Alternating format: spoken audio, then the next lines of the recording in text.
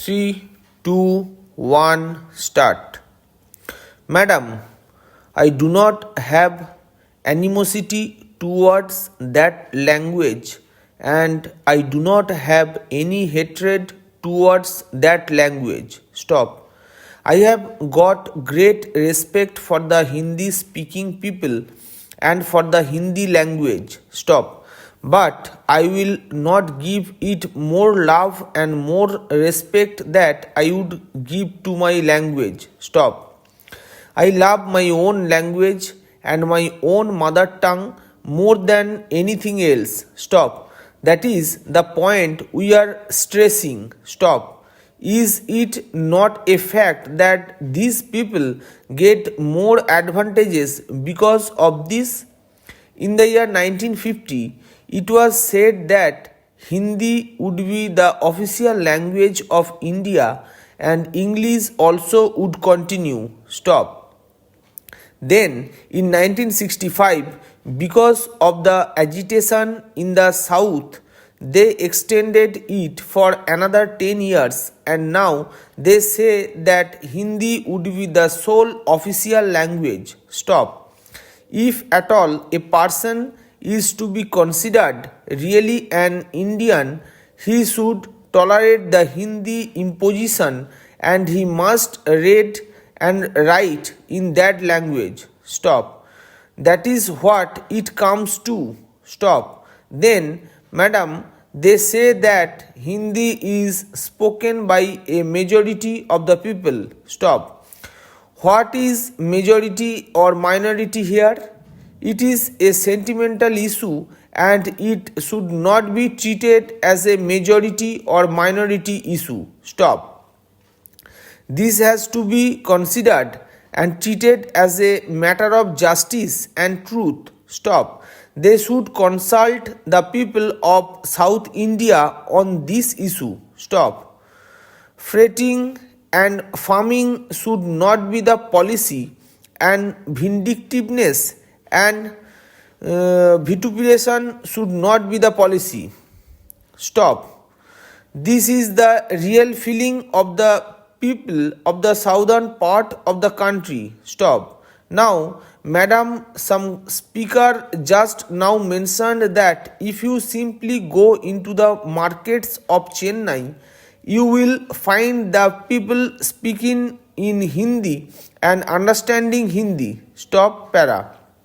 Then I tell you one more thing about the Hindi language. Stop. They talk about majority and minority. Stop. What is majority? Majority means 51% of the population of this country who are speaking Hindi, but even according to the census report, it was stated that 42% of this country are in a position to understand Hindi. Stop. Even among these 42%, there are other groups belonging to the languages like Punjabi, Urdu, etc. as such and so on. Stop. Even among these 42%, everybody is not in a position to understand Hindi at all. Stop para. Even if that percent includes the people scattered all over the country throughout the length and breadth of the country, I can understand. Stop. But these people are confined to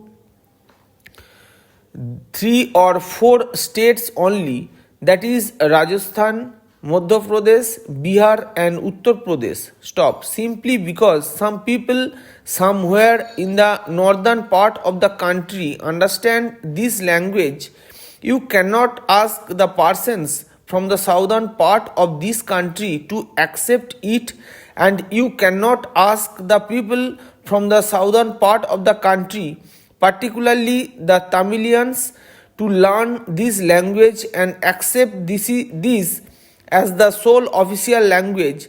Read this constitutional language and follow this language.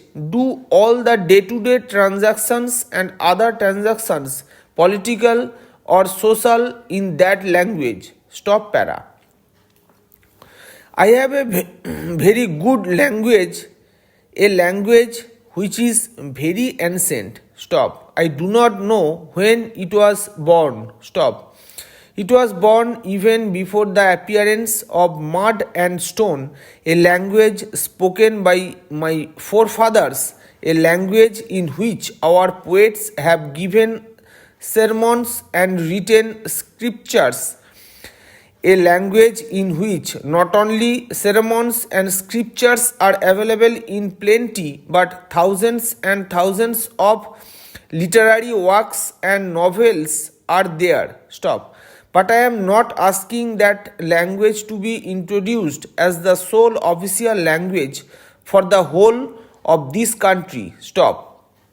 If at all anybody has to come forward and ask others to learn a particular language, it is I who should ask them to learn this language. Stop. But nobody who come forward and say, let us introduce Tamil as the sole official language. Stop.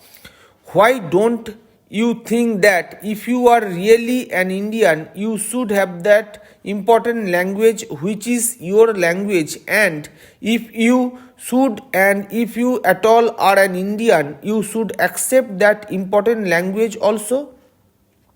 Para. Madam, in our constitution, we have accepted the community called the Anglo-Indian community. Stop.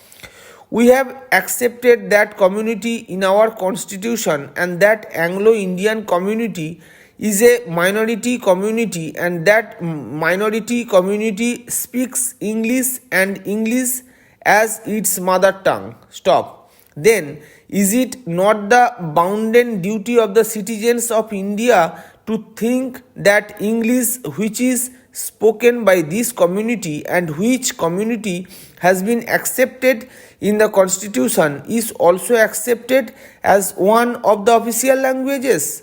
Madam, English is not the mother tongue of the Britishers alone. Stop. They had also to import many words from so many sources, and English has become a very wonderful thing, and it has now become a language which is understood by the entire world. Stop. It is a language through which we can understand technical know-how. Stop.